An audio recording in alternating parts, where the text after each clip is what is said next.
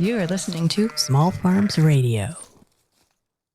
Welcome to Small Farms Radio.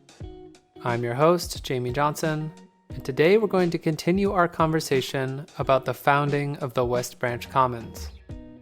So in the last episode, just to remind everyone, we heard from 3 people who were drawn to this project by the promise of making sure the next generation of New York farmers can access land. We started off with a clip from Tom Hudson, who is the 4th generation dairy farmer who decided to transition his land to this project. Then we talked with C. Matthias, who started farming in the Bronx and then moved upstate to access land. And finally, we heard from Rhiannon Wright, who is a local farmer in the Delancey area and who joined the project out of a deep commitment to making farmland accessible. We brought you those stories to set the stage for today's conversation.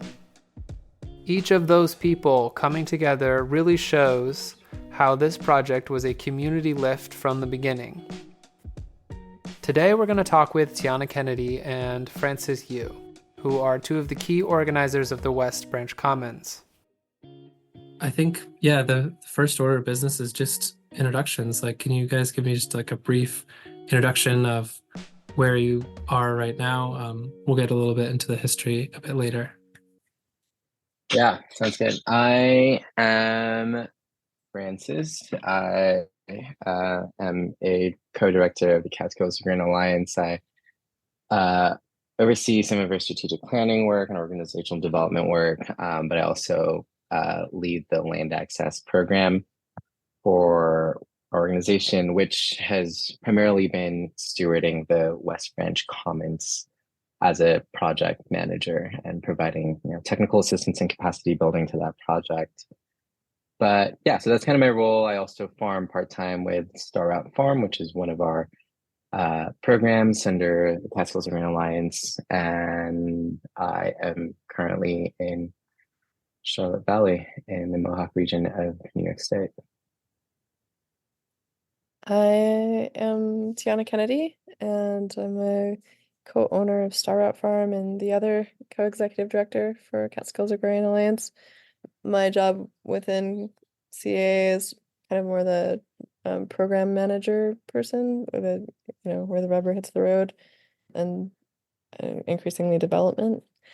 And I have been involved in agriculture in this area for 15 years. Started at Lucky Dog as a farmer, started my own farm, started a multi-farm CSA called the 607 CSA, which is now one of the enterprises of the Catskills Agrarian Alliance, and have been involved with land access work basically the full time I was up here. I started as a farmland advisor for Land for Good, worked with American Farmland Trust, was a American Farmland Trust regional navigator, got land work involved when I was a board director at Catskill at the Center for Agricultural Development and Entrepreneurship, Arcade.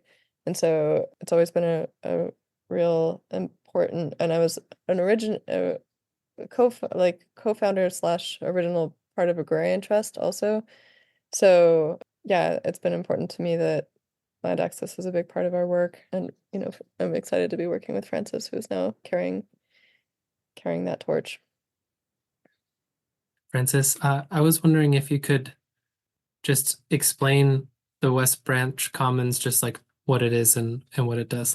When people ask you, how do you respond to that? I love this. The West Branch Commons is a 157-acre site in Delaware County, New York, that provides long-term permanent farmland access, specifically for farmers coming from marginalized communities to explore farmland or farming viability in kind of a rural setting, and to provide accessible, affordable, permanent farmland. That's kind of just my one sentence sort of situation. But I think embedded in the work that we do is how do we look at this project as a way to radically shift our relationship and reciprocity to the land that we steward. And Tianna, could you do the same thing for the Catskills Agrarian Alliance? Yeah, the Catskills Agrarian Alliance is a 501c3 nonprofit And right now, we're focusing on modeling food sovereignty in our region by establishing and managing local agricultural initiatives that help protect and promote the right of all people to healthy, culturally appropriate food produced through ecologically sound and sustainable methods. Our grassroots participatory approach supports our right to define our own food systems. And those projects that we're managing and the initiatives are we have our own farm. It's an agroecological farm where we train farmers and we're growing vegetables for our mutual aid work. We are running a fully integrated value chain facilitation system, which does wholesale, retail, farm to institution work, and works with a lot of mutual aid groups in the city and pantries upstate. So that's basically sourcing food from participating farms, doing all the logistics and trucking all the way to the end users, and also making sure that each of those people in that chain are contributing to the decision making and the crop planning for the food that we're distributing. And then the third is the land access work that we were just talking about. So making sure that there's a future for farming in our area and that all people have access to. Thanks for that. So I think today what we're really trying to understand is like how the West Branch Commons was formed, and that has a lot of layers to it, a lot of like organizational layers and a lot of history and context. So we're just hoping to dig into that a little bit. And I think the first place to start is, how did you guys get connected with each other and start farming, like really briefly? So I'd started Star Route with Walter Reason in 2015, and I at the same time started this multi-farm CSA, and it was growing incrementally, just providing a service for the community, but it was pretty modest operation. And then in 2017, this amazing farmhand showed up named Amanda Wong, who stuck with us and became a real voice in our operation. And in 2020, when the pandemic hit, we lost our markets and everything, like the demand for farmers to join the multi-farm CSA because they'd all lost their markets too, and the demand for food from our CSA members and from the community just exploded. At the same time, Amanda really just pivoted and switched the direction of our work to equity work and to food access work and mutual aid work, and became sort of the leader of Star Route Farm. And that was when I guess I can pass the baton to Francis, who we met doing mutual aid work together.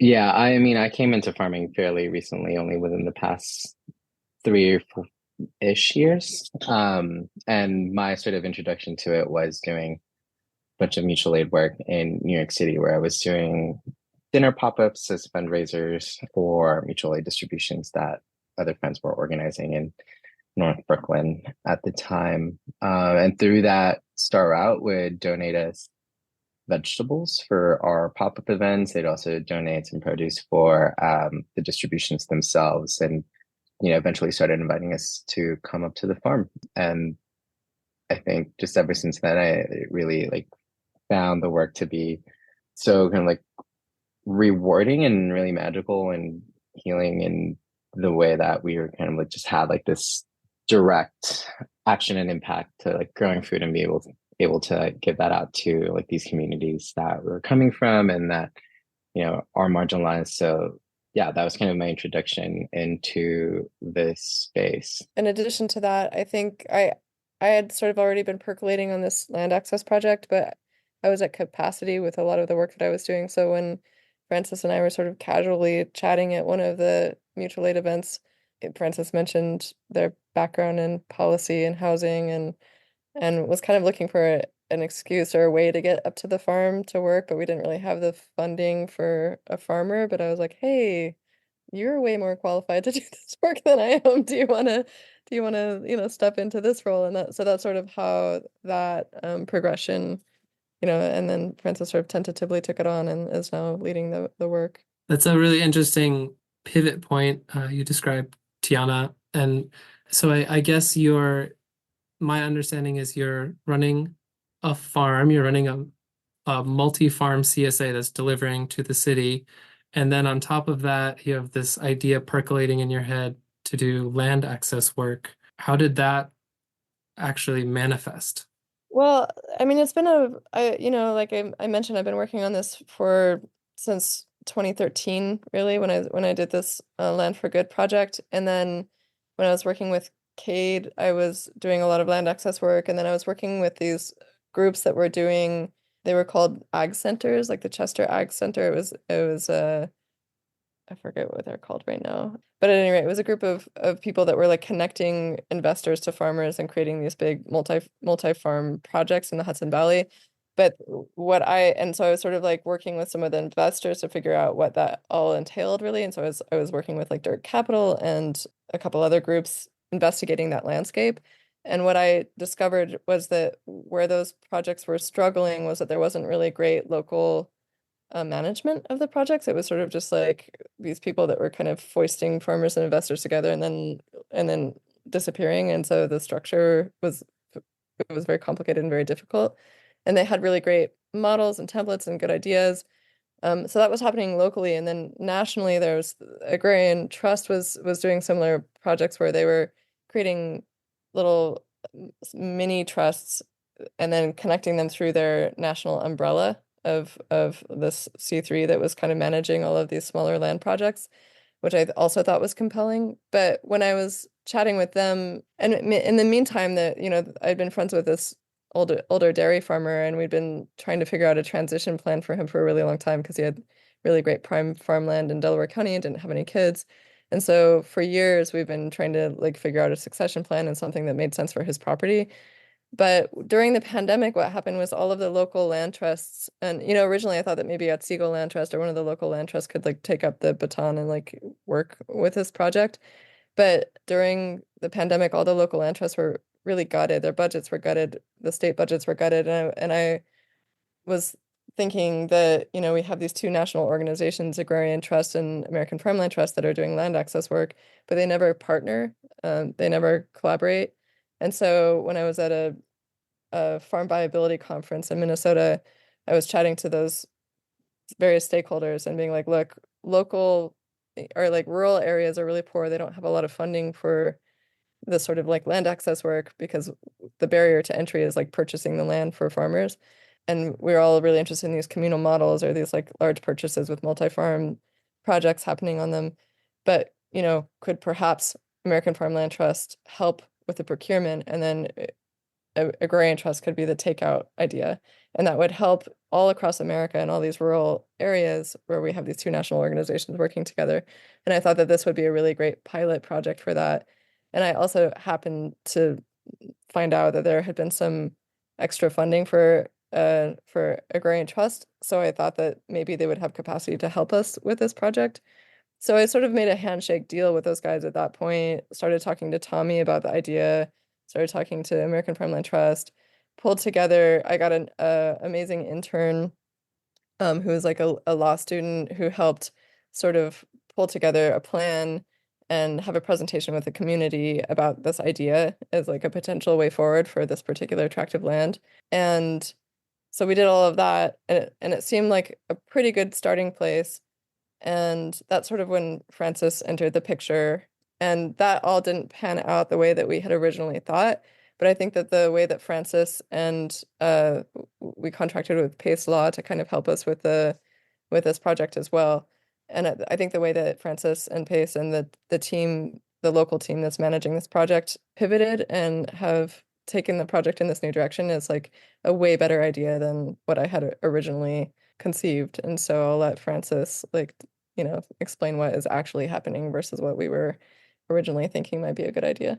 Yeah, I think initially the intention and the plan was to work with agrarian trusts to provide a little bit more of this like financial capacity building and fundraising piece. And I think there was just a lot of sort of internal organizational shifts that were happening in that organization, and we ended up not being in that pipeline. And I think also in that same time, we were like our own kind of exploration of what values we wanted this project to hold, and really thinking through the governance and stewardship structure, the model that Agrarian Trust had with like their Agrarian Commons that like no longer felt like the goal for us. And so we shifted and started to explore, well, what are some of these other organizational structures that make sense and really capture, our values around reciprocity and stewardship and agroecology when we're thinking about like how we are looking at farming.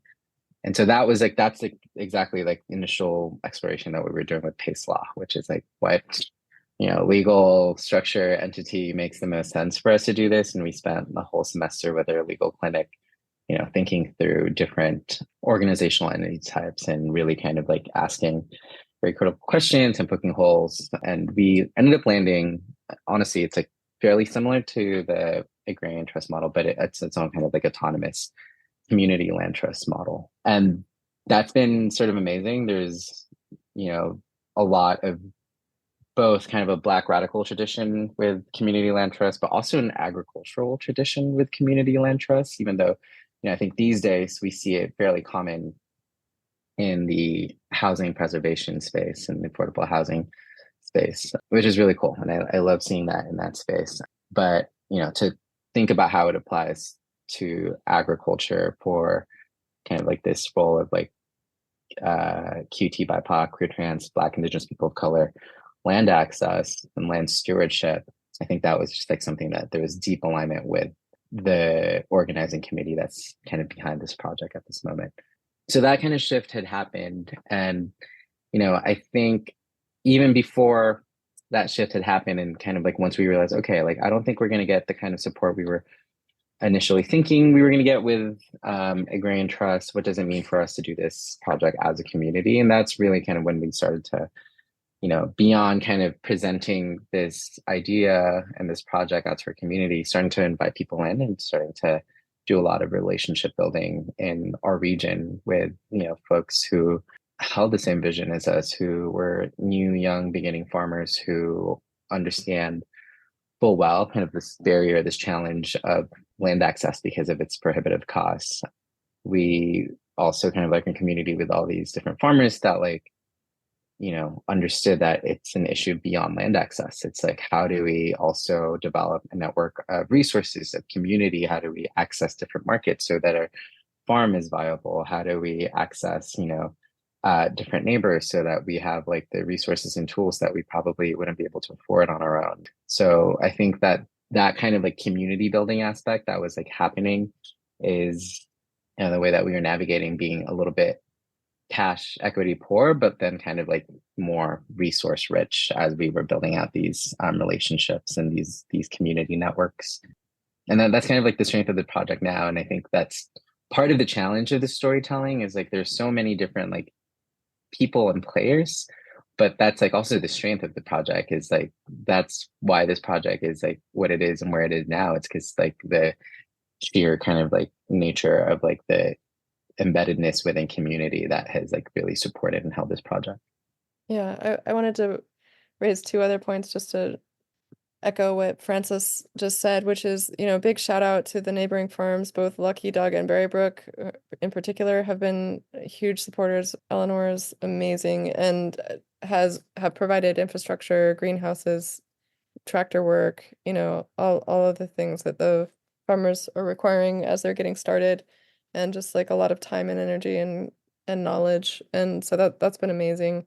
And also the anchor farmer, the aging farmer, Tommy Hudson, who, sold basically his land to American Farmland Trust in order to get this project going, is still one of the anchor tenants and is working as a mentor with one of the farms, and they all get along, and it's kind of like a ridiculous like fairy tale. Like they really genuinely love each other, and it's really fun to see that connection also. So it's a great story, and that it allows for like a dignified retirement and for the farmer that lived there, where they're not getting shooed off the land, and they can be respected for the generations of work and care that they've put into the land and pulling it all together. And it's a great relationship for the farmers that are just getting started. So that's another really beautiful kind of side note to this. But the other note that I wanted to talk about was what Francis was talking about. The reason that we were interested, or not the reason, but basically the whole reason that I'm doing this multi-farm CSA, or that we're, concentrating on logistics for the Catskills Agrarian Alliance is to support the land access work, because we live 4 hours from the city. There's not a lot of like really viable markets around here, and it's really hard for beginning farmers to get, market access, and especially down to the city. So the idea is that it's a holistic project that we're doing where there has to be a there in order for farms to exist. So the land access doesn't make any sense if there's no market, and the market doesn't make any sense if there's no farms to, contribute to the market. So we're trying to tackle both of the projects at once. Yeah, that makes a lot of sense. And what comes up for me is this project is very adapted to like the circles that you guys are in and the organizations that you have access to. And it's also very clear your like philosophy of collaboration and pulling people in when you need collaborators. And I want to think about that sort of philosophy of collaboration, and then also think about how somebody who, isn't in your exact context, like what sort of like lessons learned you have to share with people who are trying to maybe do a community land trust in their area or a similar type project.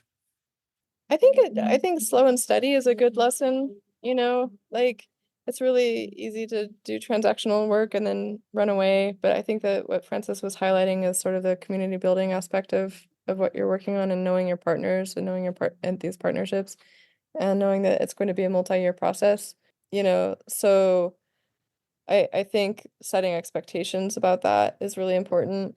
And also just like really understanding the roles and responsibilities of various players. That, if it's a huge land project, it's very different than a small matchmaking where you just set up a farm with their singular farm and business entity. And so there needs to be consideration of like managing a group of farmers and shared infrastructure and shared expenses, and there needs to be a plan for that. So I think having, making sure that there's a board or a group to oversee that kind of work, because the farmers need to be stakeholders and need to be decision makers, but are also kind of at capacity running their businesses. So there needs to be someone around to pick up the slack a bit for management purposes, and to make sure that that's planned in. I mean, there's plenty of takeaways, but I think that the model of like, you know, getting a benevolent philanthropist or nonprofit or somebody around to help purchase the land, creating a management team, making sure the farmers are supported, making sure that the leases aren't, excessive, or some of the other issues with the ag centers where the leases were so expensive that it kind of like it the whole project is to make sure that the farm is a viable project for the farmer. So you have to make sure that you're covering expenses in some other way. And then just making sure there's really good communication and that you have a takeout plan at some point. And I do think that the community land trust model that Pace and Francis have adopted here is something that could be a template for other projects, because I think it's a really smart model. Yeah, I think that I would double down on that speed of trust kind of situation. I think especially when you're working on a project that's like so relational, like focus, I think that is important. And part of that is thinking about and planning and preparing for like how do you navigate like conflict? What does that look like for a group of different farmers who's, there can be an alignment, there is an alignment, but those things shift and things happen. And so how does it look like for us to remain in community and remain aligned in our project, and then also navigate conflict when they come up? So I think that's like, an important part of the relational kind of like trust building piece. I mean, I think the other couple of things that I would add on to kind of like that model structure that Tianna was starting to outline is I think like the farmland owner, or where that land is coming from, and having them be like really committed to the vision is like super important. And I think Tom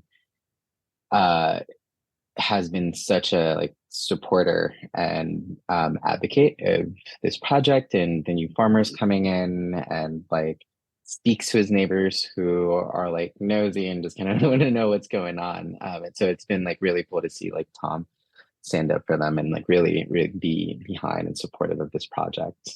And the benevolent nonprofit institution, I would maybe push back, because it's like, as a nonprofit, we like rely so much on like foundations and grants, et cetera, it's like we're kind of like trapped in these kind of like funding cycles and processes that we're kind of like in a privileged position where we can like at least access that. But for kind of like the broader sustainability or future of land access period, like there just needs to be a give. And I think that needs to come from like the federal government. That needs to be a USDA program. The USDA needs to shift its focus to support land access via, different policies that do conservation or provide funds and funding and grants or like accessible financing for new young beginning farmers, socially disadvantaged farmers to have access to land. Because, we can do this, but it's like to rely on the nonprofit industrial complex to continue to provide that funding, or to rely on like foundations and philanthropy to provide that funding. I don't think that that's sustainable. I think it needs to be something that has real, solid material public support. I totally, absolutely agree with Francis. Another thing that I did for a decade that I didn't even mention was like lobbying with the National Young Farmers to work on shifting these policies.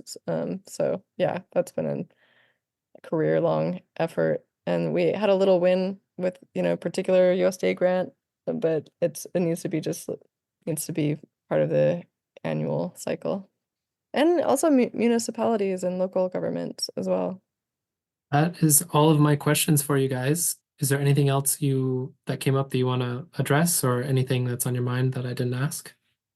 Yeah, I mean, I think the one thing that I would just kind of add is that there are, these like really critical pieces that we're trying to address with this project. One is obviously sort of this land access barrier that new young beginning farmers or farmers that are coming from marginalized communities face when it comes to land access. The sort of like history of discrimination, or just like the prohibitive nature and like the cost barrier of land is like a really big one. And that's also coupled with the rapidly, declining rate of available farmland in our country and in New York State. I think the figure coming from American Farmland Trust is that New York State loses, I think, around 51 acres of farmland every day. So, there's like these dual sort of pressures for like the increasing importance of farmland as a resource, and then also like the inaccessibility for certain communities of accessing said farmland. So I think that that's like one part, right? But then I think the other piece too that is so important is just like how this project reflects our relationship to land, which is, why we've chosen a community land trust structure, is to decommodify the land and to like take it out of a speculative market. I think our philosophy and our vision for the land is that we want to be able to steward it, and we want to be able to develop a reciprocal relationship to it, as Tom and previous generations of Tom's family have. And we want that to kind of be like the, thinking and the practice behind this project. And I think that that's directly to address the ways in which, our current sort of systems have an emphasis on like exploitation and extraction of land, of labor, of resources. So I think that that's like a really key and critical part of like this project, and also embedded into, the affordability structure, kind of like the more technical structures of the community land trust. And I don't think that has to be everyone's cup of tea, but that's certainly like the thing that like drives this project. And I think that's like an important part of, yeah, like how we relate to this project as a bigger kind of West Branch Commons team. Yeah, the commons part of the commons is really important. I really love this idea of an agricultural commons, a space that is managed by and for the benefit of community. I feel like this idea holds so much promise for so many beginning farmers, but at the same time feels really out of reach because it's complicated. That's why it was such a pleasure to talk with Tianna and Francis and dig into how they think about land access work and how they navigate complexity in this project. I find their work and the West Branch Commons project as a whole so inspiring. We are going to end this episode by going back to my conversation with C and talking about how it feels to be one of the first members of the Commons. All this work that you've put in, all this work the community partners have put in, is to get people like you on the land. And what does that feel like for you? Like, what does that mean to you? It means so many things to me, but the first thing that comes up is a hug. I feel very supported, and I feel like even though I'm away from home and away from my family, I have developed community and family here. And just understanding that I don't have to see eye to eye with every single person in the world in general, but just for someone to understand what I'm trying to do and like what the farmers of this commons want to do and what they're looking for and believing in that is incredible. It just feels like a huge hug. It feels like I'm going to put everything aside just to tell you that this is possible and this sounds great, and I'll hold stake in it, and I'll connect you with people who may feel the same way. And it just makes me think on how important community is in these processes and in developing these type of organizations. And it may seem scary at first because I'm going from an urban space to a rural space where I'm like, I don't even know if community integration is possible because I look different, because I present different, and I have different language or different navigating ways through just my being, and it may not align with the next person. But I think when it comes to preserving land and preserving agriculture specifically within this county, I think people look past that and just want the better of the whole entire ecology of the watershed to be preserved. And yeah, I think aside from a hug, it just makes me want to cry in a really good way, because even just the organizing committee and Francis and Tianna and the Catskill Agrarian Alliance and what they have done to provide a job for Francis, like funding for Francis to be able to, and they're the co-ED, to be able to like go to the side and do extra work in facilitating this process for us. Like that just feels like true community reciprocity and is a model for so much what people want to create and want to see. It doesn't have to be specifically farming. It could be anything. It could be anything with the arts and music or just organizing in general. Like when we have a story, when we say how much we want it, when we express like where we come from, we all have commonality in that. We can all see ourselves in this picture at some point in life. And yeah, it's totally possible. That is so powerful, and thank you so much for sharing your experiences and putting it so well. It's such a pleasure, and thanks so much for taking the time to talk with me.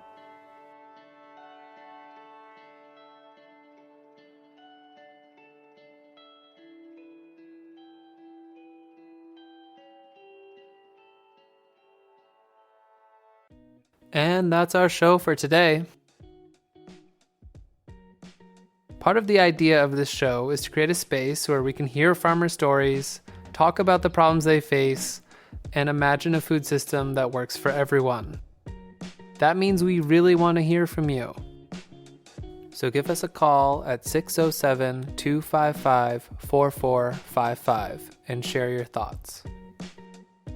We hope we can feature your voice on the show. See you next time.